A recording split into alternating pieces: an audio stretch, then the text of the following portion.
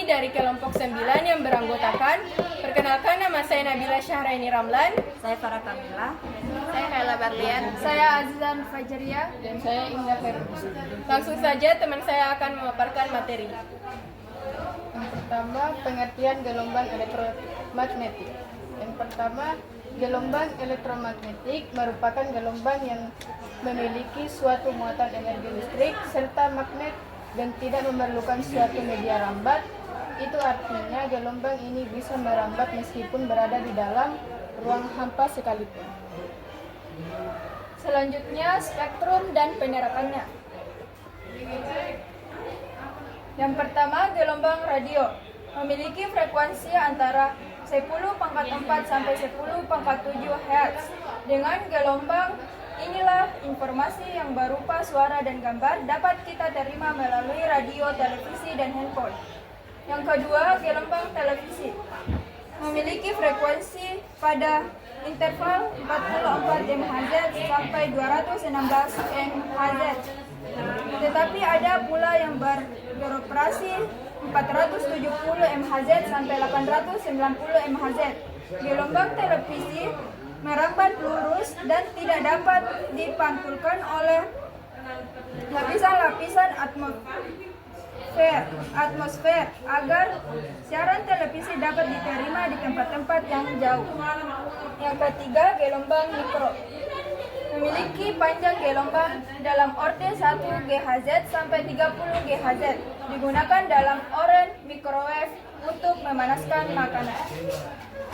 Selanjutnya, yaitu yang keempat, gelombang radar memiliki frekuensi sekitar 10⁻10 Hz. Antena radar dapat digunakan sebagai pemancar dan penerima gelombang. Akibatnya, radar dapat digunakan untuk mendeteksi suatu sasaran, yaitu dengan mengukur jaraknya.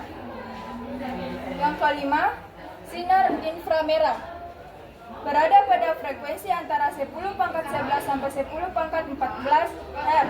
Digunakan sebagai remote control, digunakan untuk medis dan bahkan berperan dalam spionase dan keamanan dengan cara membuat sensor yang bisa menangkap sinar inframerah sehingga dapat menangkap bayangan objek-objek di malam hari. Yang keenam, sinar tampak. Frekuensinya berada di antara 380 nm sampai 720 nm dengan spektrum warna merah, jingga, kuning, hijau, biru, nila, dan ungu. Sinar inilah yang membantu sehingga dapat melihat benda-benda di sekitar kita. Selanjutnya yang ke-7, yaitu sinar ultraviolet.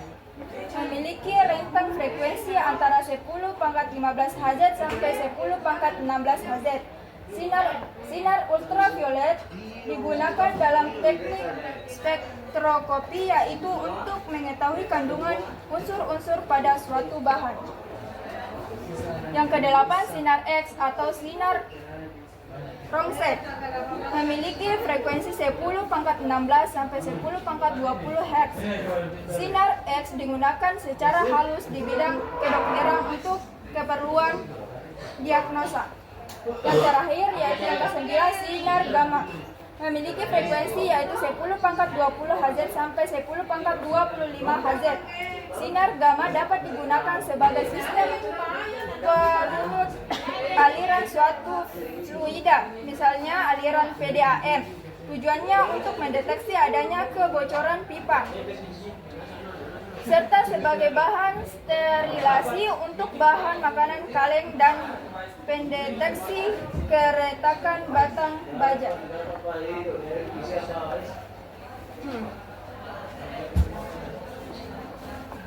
Selanjutnya yaitu sumber. Yang pertama ada osilasi listrik, yang kedua ada sinar matahari, dan yang ketiga lampu infrared yang secara khusus dapat menghasilkan inframerah. Selanjutnya yang keempat, lampu ultraviolet yang secara khusus dapat menghasilkan ultraungu. Yang kelima, penembakan elektron dalam tabung hampa pada keping logam dapat menghasilkan sinar X atau biasa disebut dengan istilah sinar Röntgen. Dan keenam, inti atom yang tidak stabil sehingga mampu menghasilkan radiasi alfa, beta, dan gamma. Dan untuk radian sinar gamma adalah salah satu gelombang elektromagnetik.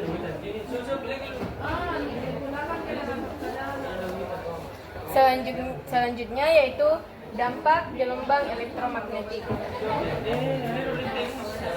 Yang pertama ada paparan radiasi ultraviolet B atau UVB yang berlebih terhadap manusia, hewan, tanaman dapat menimbulkan dampak penyakit kanker kulit dan lain-lain, serta mengurangi daya tahan tubuh terhadap penyakit infeksi. Pada tumbuhan, radiasi UVB dapat menyebabkan pertumbuhan berbagai jenis tanaman menjadi lambat. Yang kedua, pulsa microwave dapat menimbulkan efek stres pada kimia syaraf otak. Yang ketiga, radiasi HP dapat mengacaukan gelombang otak, menyebabkan sakit kepala, kelelahan, dan hilang ingatan. Yang keempat, sebagian besar garis-garis dan kerut atau keriput disebabkan oleh pemaparan berlebihan terhadap sinar UV, baik UVA yang bertanggung jawab atas noda gelap, maupun UVB yang bertanggung jawab atas kulit terbakar. Yang kelima atau yang terakhir, dampak negatif Wi-Fi sehubungan dengan radiasi elektromagnetik berupa keluhan nyeri di bagian kepala, telinga, dan lain-lain jika berada dekat dengan peralatan elektromagnetik.